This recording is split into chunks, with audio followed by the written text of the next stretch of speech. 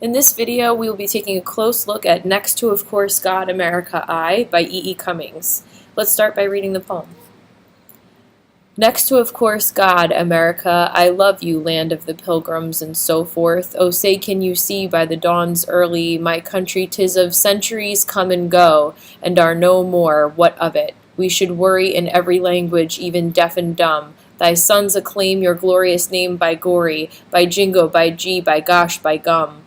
Why talk of beauty? What could be more beautiful than these heroic, happy dead, who rushed like lions to the roaring slaughter? They did not stop to think, they died instead. Then shall the voice of liberty be mute?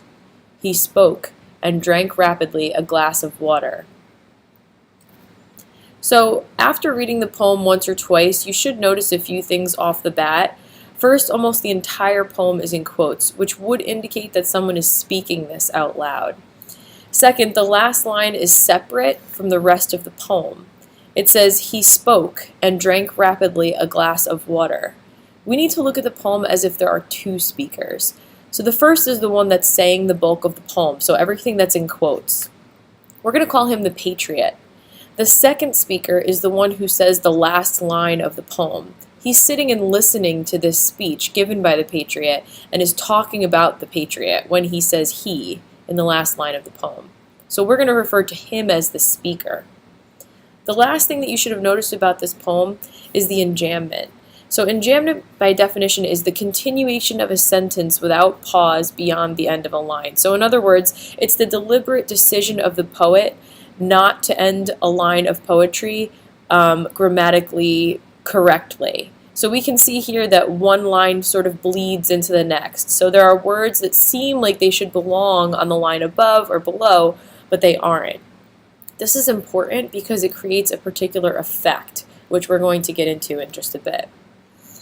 So now we're going to take the poem line by line. Notice the order of the things mentioned in the first line. God first, then America, then I. So this indicates each thing's level of importance. First faith, then country, then self. So if you are thinking of the person speaking as addressing America, it would read, next to, of course, God, America, I love you. In other words, God is number one, and then next to God, but before myself, is America. So, America, you're also at the top of my list. This person that's speaking is showing himself to be a patriot with a deep love of his country.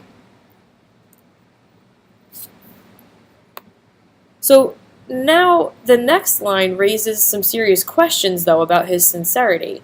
So first of all, if we're considering the enjambment, we might ask ourselves, well, why aren't the words love you next to America where they should be?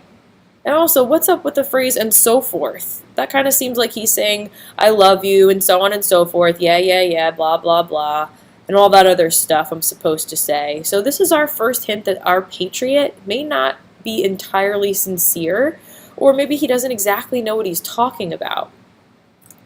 This next line has another interesting choice of enjambment. O is on the previous line, which is separate from say can you see. So why is it broken? This allusion to the Star-Spangled Banner, the national anthem, it might suggest more patriotism, but it's broken up with that enjambment. And furthermore, it leaves out an important word, light. He sort of doesn't finish that line. He says, say can you see by the dawn's early, my country, and then he kind of launches into his next thing. So it creates this effect, all of this enjambment creates this effect, this guy is talking really fast, rambling even, without really thought to what he's saying. One thought is kind of bleeding into the next. So does he even really know what he's talking about? The next part of the poem has another allusion to another patriotic song that's seemingly interrupted again. So he leaves out the last word again, my country 'tis of, and he leaves out the thee. Then he says, centuries come and go, what of it? This could be interpreted a couple of ways. So first, he may be demonstrating a lack of respect for history. So centuries come and go, who cares? But he also might be remarking on mortality. So people come and go, soldiers come and go. Who cares if you die? You're meaningless. What's important is really the country. All right, in lines 5 and 6, he kind of describes America as a melting pot by saying in every language. And then also, a person who's deaf obviously can't hear. A person who is dumb cannot speak. And of course, a person who's deaf and dumb can do neither. So in these lines, I think he's saying that even the deaf and the dumb are patriots, but this may also be a line in which the speaker, so not the patriot, but the speaker, the man who speaks in the last line, is sort of mocking him. So in other words, those who can't hear what's actually going on and those who can't speak up are the ones who support the country. So in other words, stay quiet, don't really listen or pay attention to the atrocities of war, so be deaf, and don't say anything about it. Be dumb. Lines 7 and 8 emphasize the innocence of the soldiers. These are quote-unquote curse words here. So by jingo, by gee, by gosh, by gum, think of like by golly, darn it to heck. They demonstrate that the soldiers are just boys, and of course the patriot thinks that they're wonderful for it. It's interesting that the patriot, who isn't directly involved in the war, in the sense that he's not out on the front lines, thinks that what the soldiers do is beautiful. So we should imagine the patriot to be some sort of a politician. So it's easy for him to say it's heroic and they should be proud and happy, but he's not actually sacrificing anything. So this line may also convey the use of sarcasm of the speaker, so again, the one who's listening to this rambling nonsense speech. The use of the oxymoron and calling the dead happy kind of furthers the idea that the patriot is a moron. So it stresses that the soldiers are so young and inexperienced, they don't know any better but to rush like lions towards their death, because all they know is what they've been taught. And they've been taught that fighting for your country and dying for your country is the right thing to do. There's glory in dying. Really though, when we read those lines again, rushed like lions to their slaughter, and you take the idea of patriotism out of it, we can see the speaker's main point, which is that this is really foolish. Who would want to rush towards death?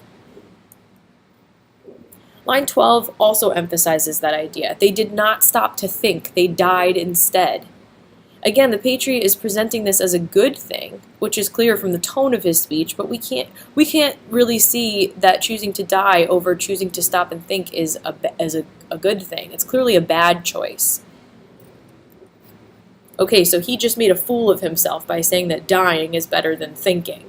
And then he says this last very ironic line about the voice of liberty being mute.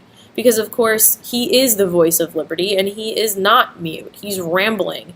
He's throwing in parts of patriotic songs. He's trying to be poetic and colorful. But at the same time, he's really not making any sense. This last line is the most important line of the poem. This is where we learn that there is really a second speaker of the poem, the person who is watching this guy give this speech and judging him.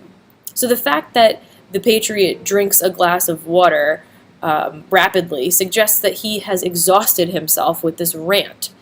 The fact that he gulps it suggests that he's hoping no one will realize that he doesn't really know what he's talking about and that the speech that he just gave made absolutely no sense. So it's actually a pretty funny image here at the end of the poem. Also notice that this is the only point in the poem where we have any sort of meaningful punctuation. He spoke, period, and drank rapidly a glass of water. This lets us know that the rant is over, and now somebody in his right mind is making an educated observation about him. Okay, so lastly, I want to touch on some of the major themes of the poem. We, of course, have blind patriotism as a theme, so this idea that we're sort of brainwashed by our politicians and by our country, that it's beautiful to die for your country. And again, the point of the poem is to warn us against that. Cummings is trying to say that being patriotic or heroic is sometimes irrational. The poem attempts to challenge the idea that war is glorious. The poem also emphasizes the destruction of the innocent in the way that it depicts these soldiers rushing to their death. Thanks for watching.